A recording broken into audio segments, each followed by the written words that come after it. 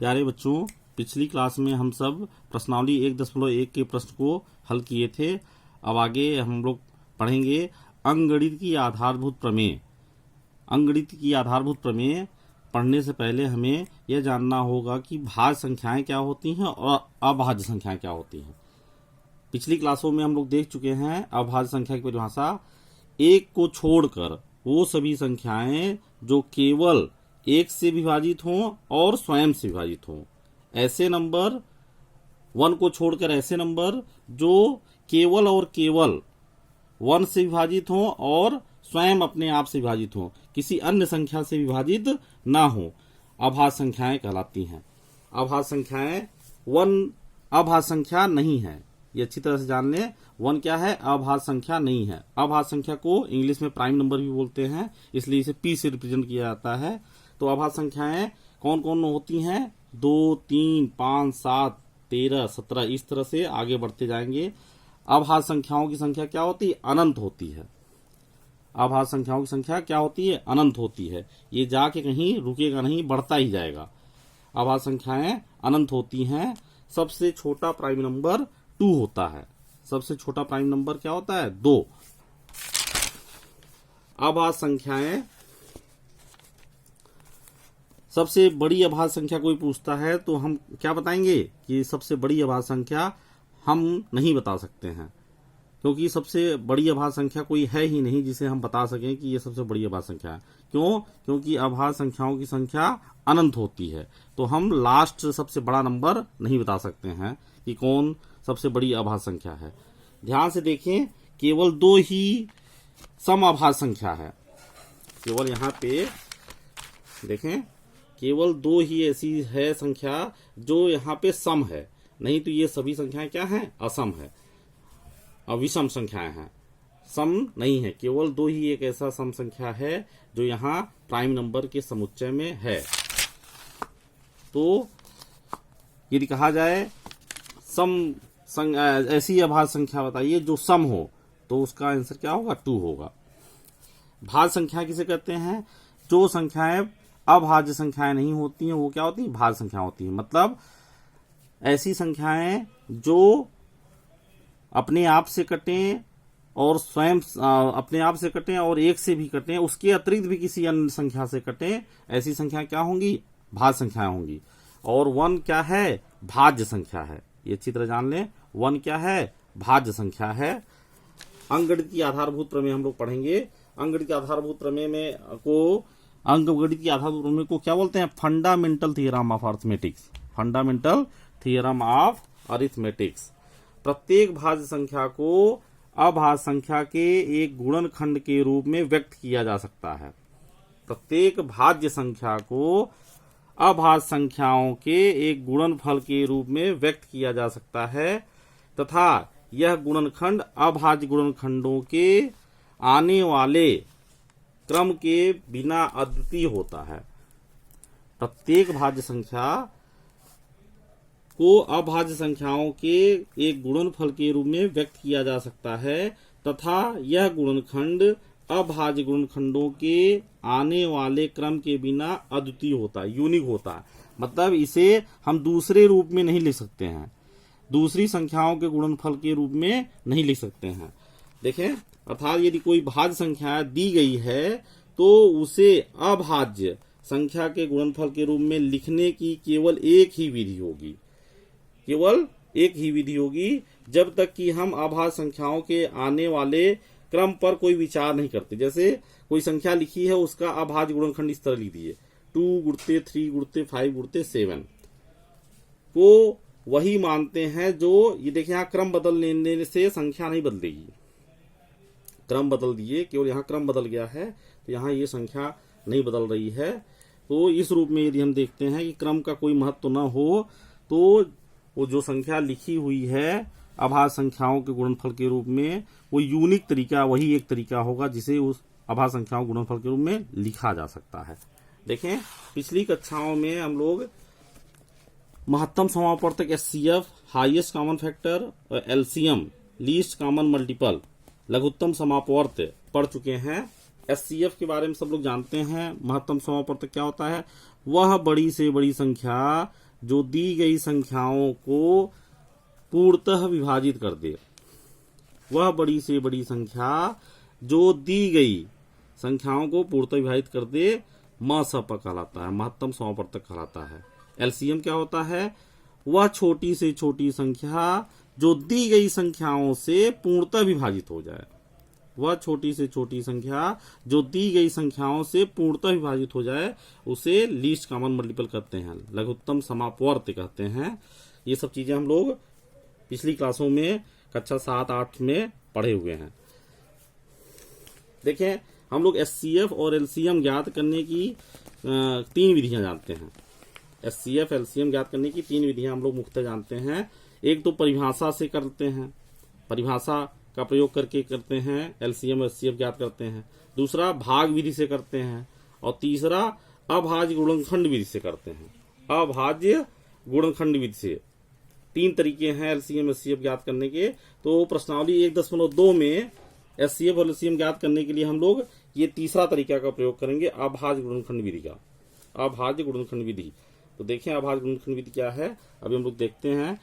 और ये भी हम लोग जानते हैं, पिछली क्लासों में पढ़ चुके हैं कि किन्हीं 2 धनात्मक पूर्णांकों ए और बी के लिए उनका एचसीएफ और एलसीएम का गुणनफल उन संख्याओं के गुणनफल के बराबर होता है। 2 संख्याओं का महत्तम समापवर्तक और लघुत्तम समापवर्तक का गुणनफल उन 2 संख्याओं के गुणनफल के बराबर होता है, ये हम लोग जानते हैं। अब देखिए प्रश्नावली की सवालें करें।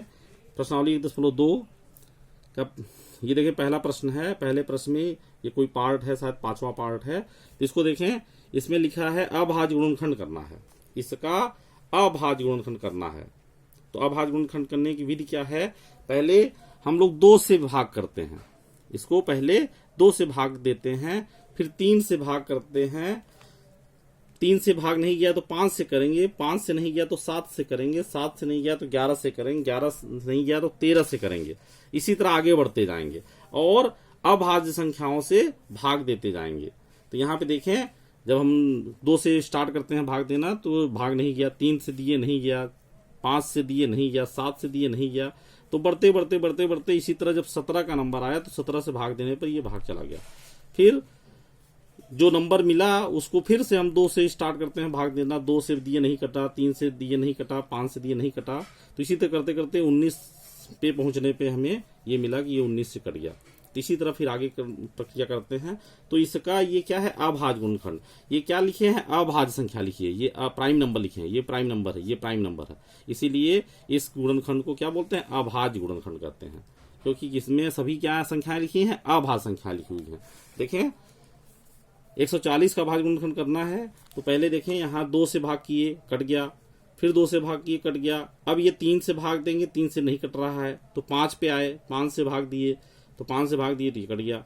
अब ये 7 केवल 7 से ही कटेगा, 2 से 3 से 5 से नहीं कटेगा तो 7 से कट हो गया। तो इनका गुणनफल ये क्या होगा? भाज्य। इस संख्या को अभाज्य संख्याओं के गुणनफल के रूप में लिख दिया, अभाज्य संख्याओं के गुणनफल के रूप में लिख दिया गया। देखें, अब इसका गुणनखंड करना है, अभाज्य गुणनखंड करना है। तो पहले हम 2 से भाग दिए, नहीं कटा, फिर 3 से दिए, कट गया। फिर इसको 2 से भाग कर रहे हैं, नहीं कट रहा है, 3 से कट गया। फिर इसको 2 से दिए, नहीं कटा, 3 से दिए, नहीं कटा, 5 से दे रहे हैं तो कट जा रहा है। तो इसी तरह ये गुणनखंड सब लोग जानते हैं, पढ़ चुके हैं। तो ये अभाज्य गुणनखंड है। क्यों अभाज्य गुणनखंड है? क्योंकि इसमें जो संख्याएं लिखी हो क्या है? अभाज्य हैं। 3, 5 और 17 ये सब क्या है? अभाज्य संख्या है। अब देखें, ये 2 नंबर लिखे हुए हैं, ये 2 नंबर लिखे हैं, इनका एचसीएफ ज्ञात करना है और एलसीएम ज्ञात करना है। तो एचसीएफ ज्ञात करने के लिए पहले इसका गुणनखंड लिखिए, अभाज्य गुणनखंड करें। 510 का अभाज्य गुणनखंड हम लोग निकाले तो करते हुए ये आया। अब 92 का अभाज्य गुणनखंड निकाले, ये देखें यहाँ अभाज्य गुणनखंड हम लोग निकाल रहे हैं तो इस तरह करते हुए ये आ गया। अब एचसीएफ कैसे ज्ञात करते हैं? एचसीएफ में हम लोग देखते हैं इसमें और इसमें जो कॉमन हो, कॉमन यहां देख रहे हैं क्या है? ये 2 दिख रहा है और ये 2 दिख रहा है। दोनों में कॉमन केवल क्या है? 2 दिख रहा है। यहाँ देखिए 3 है, यहाँ 3 नहीं है, यहाँ 5 है, यहाँ 5 नहीं है, यहाँ 17 है, यहाँ 17 नहीं है, ये 2 यहाँ है, यहाँ नहीं है। देखें तो उभयनिष्ठ क्या मिला? केवल 2 मिला। तो महत्तम समापवर्तक क्या हो गया? यहाँ पे 2 हो गया। इन दोनों का महत्तम समवर्तक क्या हो गया? 2। जो उभयनिष्ठ था उसको लिख लिए केवल। अब देखें एलसीएम निकालते हैं तो कैसे करते हैं? जो उभयनिष्ठ होता है उसको पहले लिख लेते हैं। जो उभयनिष्ठ था उसको पहले लिख लिए, यहाँ 2 उभयनिष्ठ था उसको पहले लिख लिए। फिर जो बचा, दोनों में जो बचा उन सब को लिख लेते हैं, उनका गुणनफल कर देते हैं। तो जो संख्या प्राप्त होती है उसे क्या बोलते हैं? उन दो संख्याओं का एलसीएम। अब प्रश्न में दिया है कि सत्यापन करिए कि उनके एलसीएम और एचसीएफ का गुणनफल उन दो संख्याओं के गुणनफल के बराबर होता है। तो अब देखें, दिए गए दोनों संख्याओं का गुणनफल हम लोग ज्ञात कर लिए, 510 गुणते इतना। दी गई संख्याएं यही हैं 510 और 92, तो इनका गुणनफल ज्ञात कर लिए। और यहाँ पे हम लोग पहले एचसीएफ निकाले और एलसीएम निकाल चुके हैं, तो उनका गुणनफल, ये एचसीएफ था ये एलसीएम था, इनका गुणनफल ज्ञात कर लिए। तो देख रहे हैं कि दोनों चीजें क्या आ रही हैं? बराबर आ रही हैं। दोनों संख्याओं का गुणनफल और उनके एचसीएफ और एलसीएम का गुणनफल क्या आ रहा है? बराबर आ रहा है। तो यहाँ पे हम लोग ये सिद्ध हो गया कि ये वास्तव में बराबर होते हैं। अब देखें तीसरा प्रश्न का फर्स्ट पार्ट दिया, 12 का अभाज्य गुणनखंड हम लोग लिखे हैं। 12 का अभाज्य गुणनखंड लिख दिए हैं, 15 का अभाज्य गुणनखंड लिखे हैं और 21 का अभाज्य गुणनखंड लिखे हैं। एचसीएफ ज्ञात करना है। तो एचसीएफ में हम लोग जानते हैं कि जो उभयनिष्ठ होता है वो लिख लिया जाता है। देखें यहाँ पे 2 लिखा है, यहाँ पे 2 नहीं लिखा है, यहाँ 2 नहीं लिखा है, तो इसको हम लोग नहीं लिए। इस 2 को देखें तो यहाँ भी 2 कहीं नहीं लिखा है। 3 देख रहे हैं, यहाँ पे भी लिखा है, यहाँ पे भी लिखा है, यहाँ भी लिखा है, तीनों में उभयनिष्ठ है। तो उभयनिष्ठ था तो इसलिए हम इसको 3 यहाँ लिख लिए। तो महत्तम समवर्तक क्या हो गया? 3 हो गया। एलसीएम के लिए क्या करते हैं? पहले उभयनिष्ठ जो होता है उसको लिख लिए। उभयनिष्ठ था, इन तीनों में उभयनिष्ठ क्या था? 3 था, लिख लिए। फिर यहाँ देख रहे हैं 2 लिखा है, यहाँ नहीं लिखा है, ठीक है, कोई दिक्कत नहीं। जो संख्याएं बची हैं उन सबको यहाँ पे लिख लिए। ये 2 बचा था, ये 5 बचा था, ये 7 बचा था, ये 2 बचा था, तो यहाँ पे हम लोगों ने लिख लिया और इनका गुणनफल क्या हो गया? एलसीएम हो गया। अब देखें यहाँ इसका एचसीएफ निकालना है, तो इसका एचसीएफ कैसे निकालेंगे? पहले इनका एचसीएफ दिया है, एलसीएम ज्ञात करना है। इस प्रश्न में 306 और 657 का गुणनफल की सहायता से हम लोग अभी करने वाले हैं। एचसीएफ दिया है, एलसीएम ज्ञात करना है। तो हम जानते हैं कि दो संख्याओं का लसप और मसप का गुणनफल उनके दोनों संख्याओं के गुणनफल के बराबर होता है। तो यहाँ देखें एचसीएफ का मान 9 दिया हुआ है, एलसीएम हमें ज्ञात करना है और दोनों संख्याएं ज्ञात हैं। ये लिख के एलसीएम बराबर इतना से भाग देके हम लोग निकाल लिए, एलसीएम ये आ गया। पांचवा प्रश्न है, ये देखें पांचवें प्रश्न में कैसे करेंगे? देखें पांचवा प्रश्न चित्र पढ़ लें, उसमें देखें लिखा हुआ है, जांच कीजिए कि क्या किसी प्राकृतिक संख्या n के लिए संख्या 6 की पावर n अंक 0 पर समाप्त हो सकती है। अब इसको कैसे करेंगे? लिखेंगे, हम जानते हैं कि किसी संख्या का अंतिम अंक या इकाई वाला अंक 0 होता है। इसका क्या मतलब होगा? 0 तभी होगा जब वो संख्या 2 से या 5 से या 10 से विभाजित होती हो। यदि किसी संख्या का इकाई का अंक 0 है तो वो संख्या 2 से 5 से या 10 से विभाजित होगी। अर्थात किसी संख्या का इकाई का अंक 0 होने के लिए संख्या के अभाज्य गुणनखंड में 2 और 5 दोनों का होना नितांत आवश्यक है।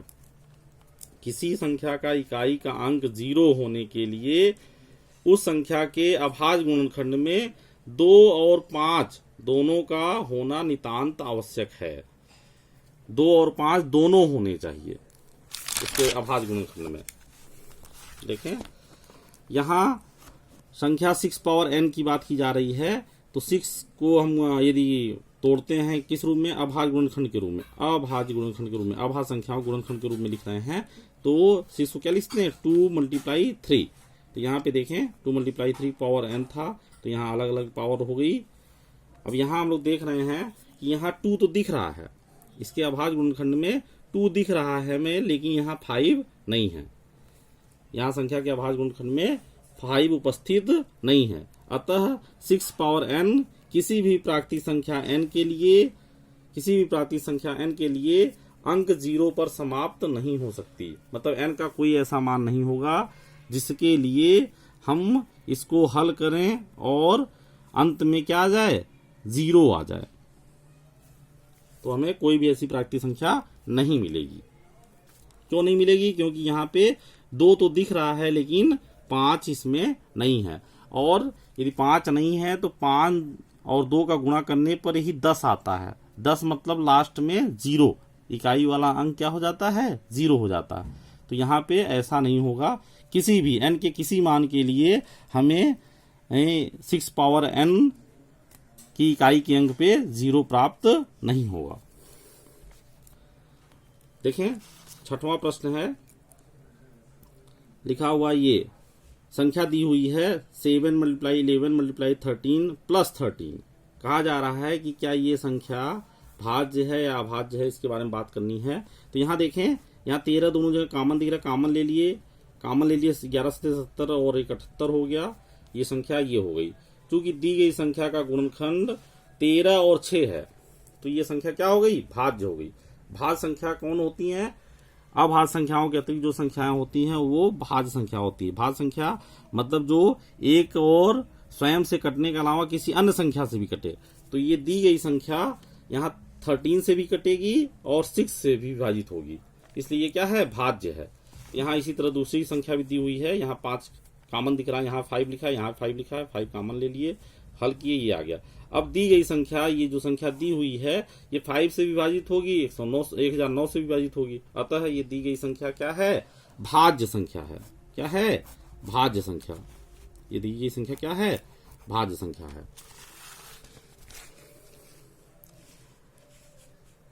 देखिए, प्रश्न में कहा जा रहा है 7वें प्रश्न में, किसी खेल के मैदान में चारों ओर एक वृत्ताकार पथ है।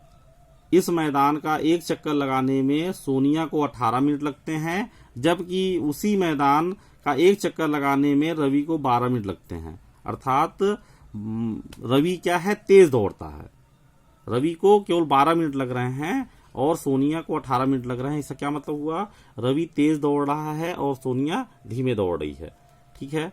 अब प्रश्न कह रहा है, मान लीजिए वे दोनों एक ही स्थान और एक ही समय पर एक ही दिशा में चलना प्रारंभ करते हैं, तो कितने समय बाद वे पुनः प्रारंभिक स्थान पर मिलेंगे। कितने समय बाद वो प्रारंभिक स्थान पर मिलेंगे। ये मान लीजिए वृत्ताकार पथ है और वो दोनों यहां से दौड़ना प्रारंभ करते हैं, तो पूछ रहा है कितने समय बाद, यहां से चलने के कितने समय बाद वो दोबारा मिलेंगे। तो इसके लिए हमें क्या करना होगा, पहले हम लोग साफ बात पता चल रही है कि यहाँ पे रवि को एक चक्कर लगाने में 12 मिनट लग रहे हैं और सोनिया को एक चक्कर लगाने में 18 मिनट लग रहे हैं। तो जब रवि एक चक्कर लगाता है तो उस समय सोनिया एक पूरा चक्कर कंप्लीट नहीं कर पा रही है। जब रवि यहाँ से यहाँ पहुंच जाता है तो सोनिया कहीं यहाँ पहुंचती होगी। फिर रवि चला तो वो कहीं यहाँ पहुंचा, जब यहाँ पहुंचेगा तो उस समय भी सोनिया हमारे यहाँ पे नहीं पहुंच रही है। तो हमें दिख रहा है, समझ में आ रही है बात कि इसका क्या करना होगा, एलसीएम लेना होगा। हमें एलसीएम लेना होगा। एलसीएम क्या होता है, वह छोटी से छोटी संख्या जो दी गई संख्याओं से पूर्णतः विभाजित हो जाए। तो यहाँ एलसीएम निकालेंगे, 18 का फैक्टर की ये एलसीएम निकाल लिया 18 और 12 का, तो कितना आया, 36 मिनट आया। 36 एलसीएम 18 और 12 का एलसीएम क्या आया, 36 आया। दोनों पुनः कितने समय बाद मिलेंगे, 36 मिनट बाद मिलेंगे। 36 मिनट बाद मिलेंगे मतलब रवि 3 चक्कर पूरा करेगा, क्योंकि एक चक्कर पूरा करने में 12 मिनट लग रहा था। तो रवि कितने चक्कर पूरा कर चुका होगा 36 मिनट में, 3 चक्कर, और सोनिया 2 चक्कर। मतलब रवि 3 चक्कर पूरा कर चुका होगा, उसके बाद 3 चक्कर जब पूरा कर चलेगा तो उस समय सोनिया से मुलाकात होगी। और सोनिया रवि से कब मिलेगी, जब सोनिया 2 चक्कर पूरा कर चुकी है। अर्थात कितने, प्रश्न में जो पूछा गया है कितने समय बाद वे पुनः प्रारंभिक स्थान पर मिलेंगे, तो हम उत्तर के रूप में लिखेंगे 36 मिनट बाद। आगे की क्लास में फिर हम बात करेंगे, आगे की प्रश्नावली के उदाहरण करें और सवाल करने की कोशिश करें, और पूरी किताब को ढंग से पढ़ें, ध्यान से पढ़ें। एक एक लाइन महत्वपूर्ण है, एक एक लाइन में चीज़ें जो लिखी हुई हैं उसका सबका अर्थ समझें और कोई दिक्कत नहीं आएगी। आगे क्लास में फिर बात होगी। धन्यवाद।